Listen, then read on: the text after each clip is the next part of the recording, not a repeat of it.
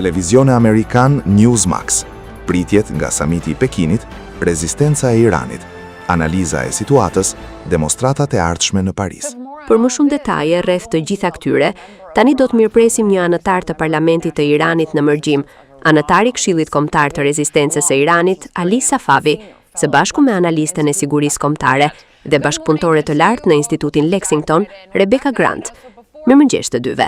Le të hymë njëherë në temë, ka siç e dini. Para se të nisej për në Kinë, presidenti Trump ndau pritshmëritë e tij për bisedimet me Shinë lidhur me luftën në Iran. Le ta dëgjojmë atë. Do të kemi një bisedë të gjatë për këtë. Unë mendoj se ai ka qenë relativisht i mirë për të qenë i sinqert me ju. Shikoni blokadën, asnjë problem. Ata marrin shumë naftë nga ajo zonë. Po, Ali, ky samit masiv, siç kemi folur pak më parë, vjen në një kohë vërtet vendimtare. Këshilli për Marrëdhëniet me Jashtë thekson se si blokada e marinës amerikane në ngushticën e Hormuzit, duke ndaluar tankerët që shkojnë drejt Kinës, po ndërpret seriozisht objektivat e tyre tregtare, pasi Irani është blerësi më i madh i naftës së papërpunuar për ta. Plus, Pekini, siç raportohet, po jep mbështetje politike dhe ndoshta edhe informacione për Teheranin. Po dëgjojmë gjithashtu raporte për mbështetje të mundshme me armë. Çfarë mendoni për këtë udhëtim? Dhe do të doja shumë të dija pritshmëritë tuaja për të, Ali.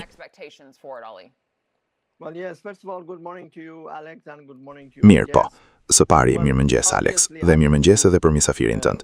Sigurisht, sa i përket asaj që mund të presim nga ky udhëtim, për ne si iranian, si opozita iraniane, çfarëdo që të ndodh në Pekin, unë mendoj se në fund të ditës janë dinamikat e brendshme brenda Iranit vet, që japin indikacionin se çfarë do të ndodh më pas. Disa në Washington kanë spekuluar se regjimi iranian ka dalë nga kjo luftë më i fortë se më parë. Unë mendoj se ata gabojnë, sepse nuk i shohin disa fakte kyçe. E para, superkriza që çoi në kryengritjen e Ermarit vazhdon të ekzistojë dhe është bërë edhe më akute për shkak të goditjeve shkatruese që ka marrë regjimi iranian. E dyta, populli iranian, pavarësisht masakrës së mira protestuesve në janar, mbetet po aq i vendosur sa kurrë.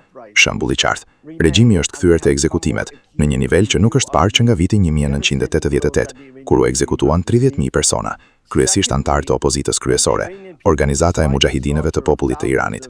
Vetëm që nga 19 marsi janë ekzekutuar 24 kundërshtar politik, duke përfshirë 8 nga Mek.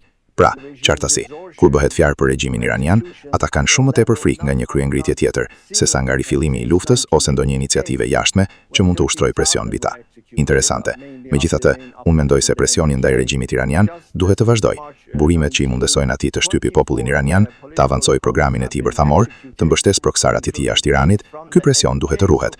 Por sinqerisht, tani fokusi duhet të jetë brenda Iranit dhe si të mundesojmë që populli iranian dhe opozita e organizuar ta çojnë më në fund këtë regjim në fund. Dhe në fakt, ky është mesazhi që emira iranian do të shprehin në një tubim të organizuar këtu në Paris në 20 qershor. Ata do të bëjnë thirrje për komunitetin ndërkombëtar që të punojë për të ndaluar ekzekutimet në Iran, por edhe të japin mbështetje politike për opozitën, Këshillin Kombëtar të Rezistencës së Iranit dhe qeverinë e tij provizore, bazuar në planin 10 pikësh të zonjës Rajavi për të ardhmen e Iranit.